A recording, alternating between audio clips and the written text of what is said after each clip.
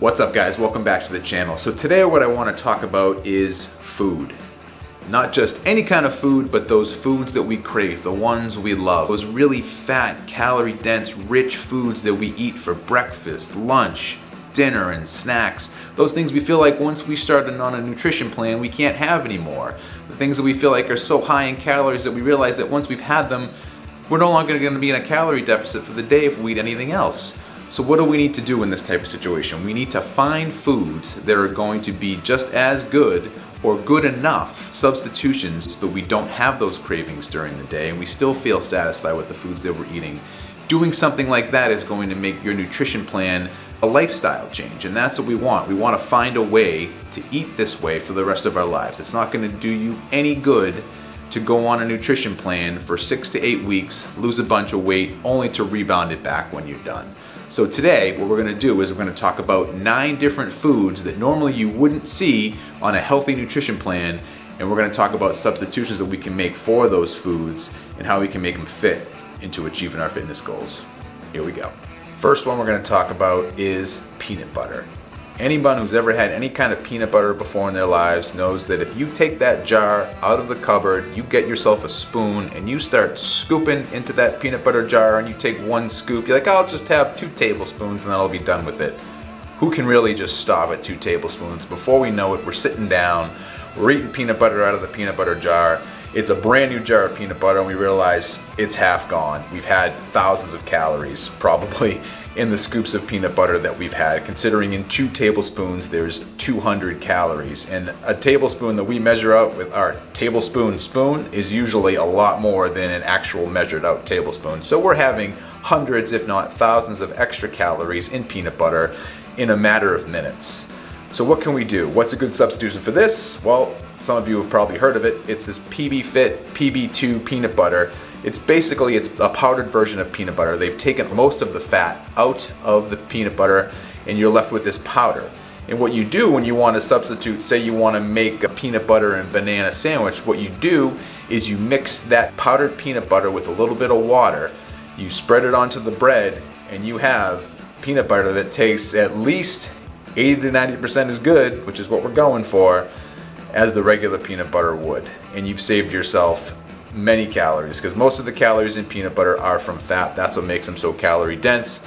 By removing that, we've just made a sandwich that's a lot healthier, still has the protein from the peanut butter, and a lot less calories that go along with it. Next up, we're going to talk about wraps.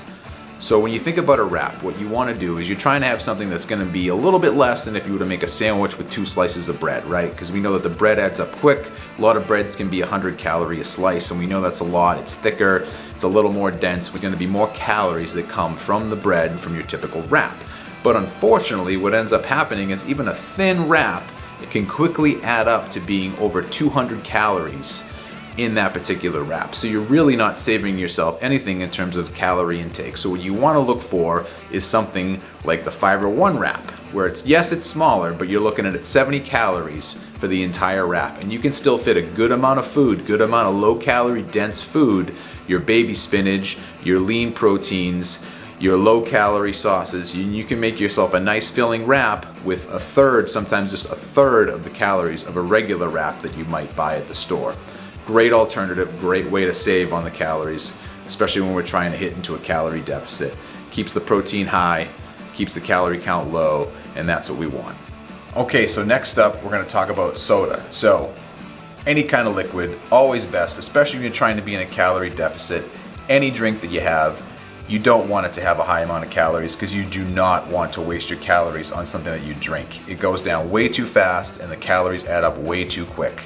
So when you're looking at something that you should get for a beverage, if you're still drinking soda, like the 150 to 250 calories per bottle or can of soda, you need to cut that out.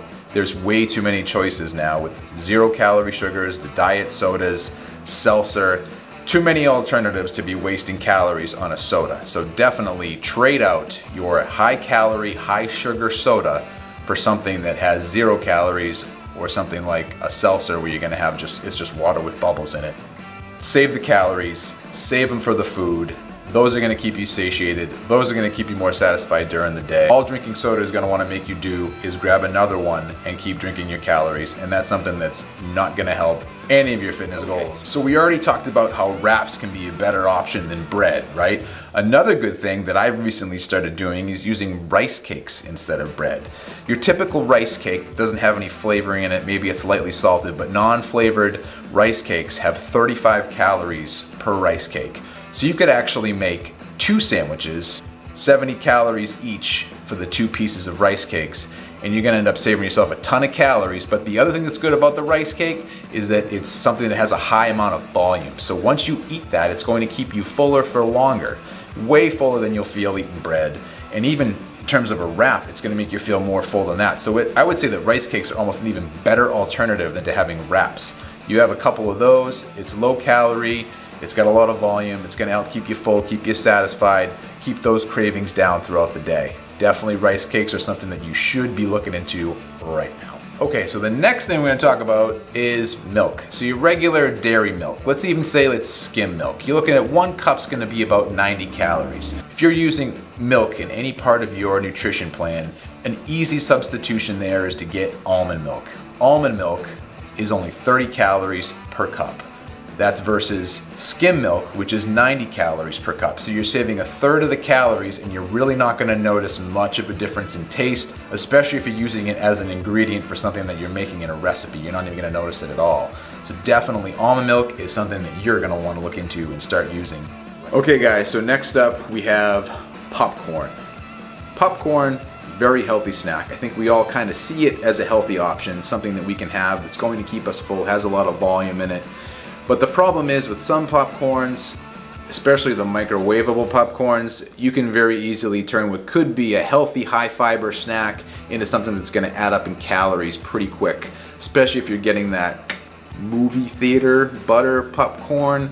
That stuff almost doubles up the calories for what you would have in just plain popcorn. You're way better off just getting the plain popcorn or air popping your popcorn kernels yourself. Getting a little air popper, it's gonna make all the difference in the world. Then you're gonna get all the benefits from having the high volume, low calories, high fiber food. You can very easily put salt on there to flavor it up with maybe some little even non-stick cooking spray will make the salt stick to the popcorn. You could even make Coach Greg's protein popcorn. Make popcorn a healthy part of your diet by not getting the stuff with the butter. Stay away from the flavored popcorns, way too many extra calories. Regular popcorn, a little bit of salt, all you need. Okay, next one we're gonna talk about is egg whites. Now anybody who's ever gone on a new nutrition plan and you're looking to build some muscle, say you're looking for some easy low calorie sources of protein, you've probably come across egg whites before.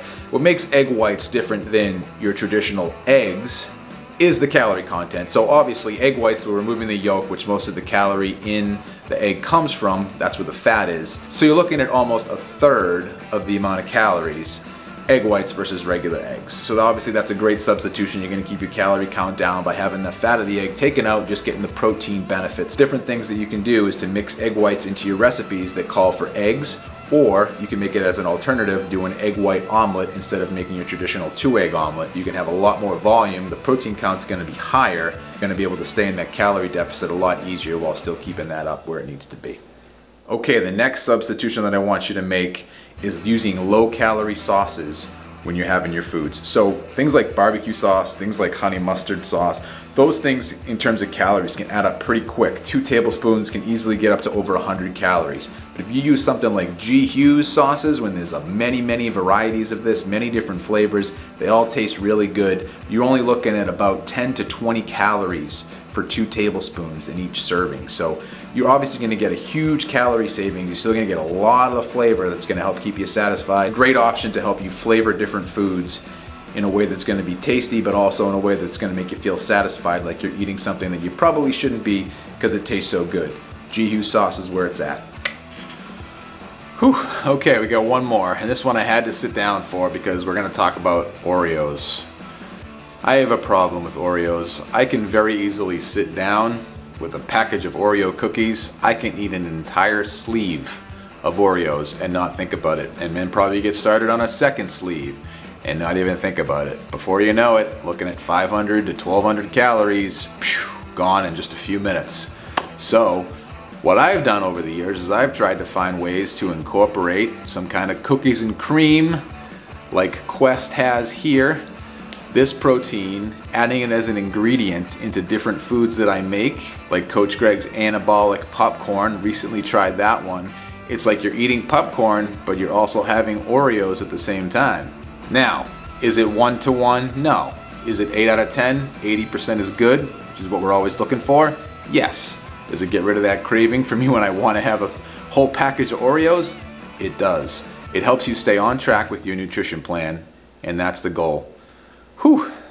Oreos, man. I really love Oreos.